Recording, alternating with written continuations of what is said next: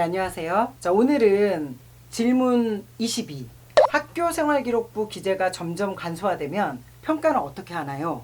에 대한 답안을 살펴보도록 하겠습니다. 학교생활기록부 기재가 정말 많이 지금 간소화되고 있어요. 이 부분에 대해서 우려하는 시각도 정말 많습니다. 왜냐하면 학생들의 어떤 그 차별성을 어떻게 관찰을 하느냐. 예전에는 학생부가 많은 친구들은 막 20 몇 페이지까지 가고 적은 학생들은 10 몇 페이지에서 끝나고 이런 경우들도 많이 있었거든요. 하지만 이제 지금은 이 모든 것들이 글자 수도 명확하게 딱 나누어지고 또 기재 자체도 상당히 간소화되다 보니까 어떤 식으로 이 학생부 관리를 해야 되는지 이 부분에 대해서 질문해 오시는 학생이나 학부모님들이 많이 계십니다. 그러니까 2019년도 고등학교 1학년부터는 이 학생부 종합전형의 공정성과 신뢰도를 높이기 위해서 가장 중요한 평가 자료인 학교생활기록부 기재 방식을 간소화하기로 발표가 났거든요. 이 과도한 경쟁이나 또 사교육 유발 요소와 항목을 좀 정비를 하겠다, 그런 의미였습니다. 그리고 또 학교 내 정규 교육 과정에서 이루어지는 활동들을 중심으로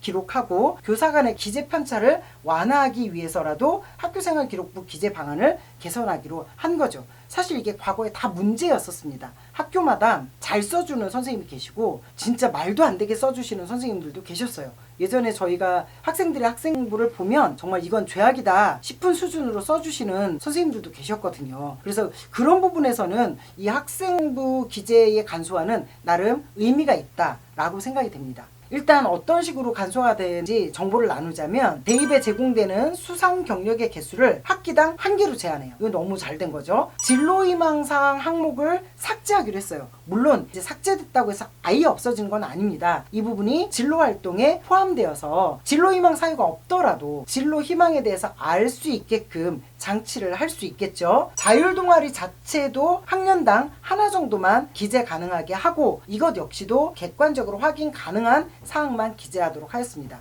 학생들이 동아리 활동에 들이는 시간 때문에 공부할 시간이 없다라고 이야기하는 친구들이 많았거든요. 근데 그 부분에 비추어 보면 솔직히 자율동아리 학년당 하나로 만든 것도 저는 정말 잘 됐다고 생각이 들어요. 아울러서 소논문 활동은 아예 학교생활기록부 모든 항목에 미기재하기로 했습니다. 또 방과후 학교에 참여하지 않는 학생들을 불이익을 당하지 않게 하기 위해서 방과후 학교 참여도 기재하지 않는 걸로 했어요. 예전에는 방과후 활동도 교과 세부 능력 사항에 기재가 됐었던 거죠. 이 부분도 없어지게 됐습니다. 그렇기 때문에 교과 담당 선생님이 정규 수업 중에 관찰한 활동만 기록할 수가 있게 됐습니다. 더 수업의 집중도를 높여야 되는 이유가 된 거죠. 학교 스포츠 클럽 활동도 클럽 이름비나 활동 시간, 출전 경력 이런 것들을 정말 과도하게 기재를 했었거든요. 이런 부분들도 이 학생의 개별 특성을 중심으로 기재화하고 간소화 시키기로 했고요. 학생 간의 어떤 형평성 문제가 제기되었던 그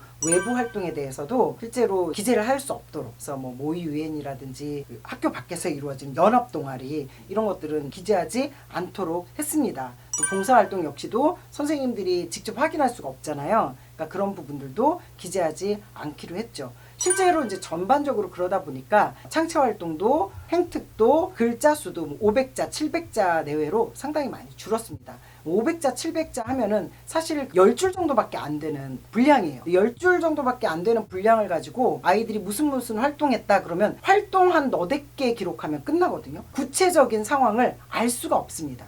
그래서 선택과 집중이 필요하게 되는 것이죠. 자, 이렇게 학교생활기록부의 기재 항목을 단순하게 되면은 아무래도 대학 입장에서는 학생들의 평가 자료가 현행보다는 좀 줄어들기 때문에 실제 평가에서 이제 어려움을 겪을 수 있어요. 여기에는 나와 있지 않지만, 그렇기 때문에 평가 기록을 너무 분량 위주로 쓰지 않고 나의 어떤 활동 내역, 왜 활동을 시작을 했고 어떤 성과를 이룬지까지 쭉 기록을 하게 하는, 자, 이 부분과 함께 이 답안에서는 한 가지 좀 특이할 만한 답을 하고 있습니다. 이제 그게 뭐냐면, 자연스럽게 학업 성취도와 교과 세부 능력 및 특기 사항을 토대로 한 학업 역량의 비중이 좀 더 커질 가능성이 있다라고 이야기했어요. 이뿐만 아니라 수상 경력도 하나밖에 안 되니까 어떤 특징적인 역량이 있는지, 또 동아리 활동도 관심 분야에 대해서 본인이 얼마나 깊이 있게 활동했는지, 행특 같은 경우도 학교생활 전반에 대해서 어떤 특징을 가지고 있는 학생인지 이런 부분들을 면밀하게 살펴볼 것이라고 하고 있어요. 그러니까 활동 나열식의 과거 형태의 생기부 기록은 의미가 없는 거죠.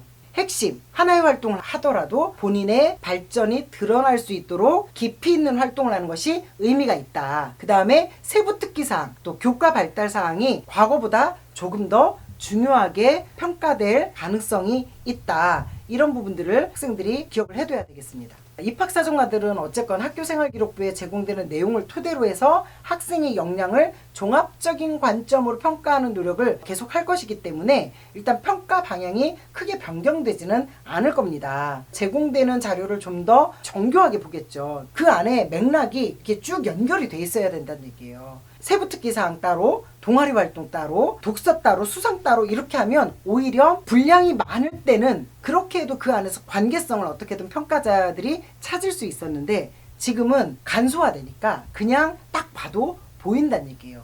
그러니까 여러분들이 동아리 활동을 하더라도 내 전공과 관련이 있는 혹은 나의 장점을 정확하게 살려줄 수 있는 깊이 있는 활동의 모습이 보여야 된다라고 말씀드릴 수 있습니다. 따라서 올해는 얼마나 많은 분량을 쓴 학생들이 입시에 성공을 했는지, 아니면 어느 만큼의 분량을 해야 나한테 유리한지, 또 우리 학교 선생님들은 되게 학생부를 못 써줘요. 다른 학교는 학생부를 잘 써주는데 뭐 이런 부분에 대한 우려 섞인 질문들이 많이 있습니다. 이 우려는 가질 필요가 없다라고 답변하고 있습니다. 왜냐하면 학생부 자체가 사실을 과장하거나 부풀려 기재해서 사실과 다른 내용을 써봤자 전체 맥락에서 의미가 없으면 그 자체가 아무 효용을 나타내지 못한다. 과거와 달리 오히려 과도한 미사여구를 쓸 수가 없기 때문에 학생들이 참여한 교육활동과 개개인의 역량이 잘 나타나도록 한두 개의 활동을 집중해서 기록하면 되기 때문에 그 학생만이 가지고 있는 장점을 훨씬 찾아내기가 쉽다. 그렇게 바라보는 것이 좋습니다.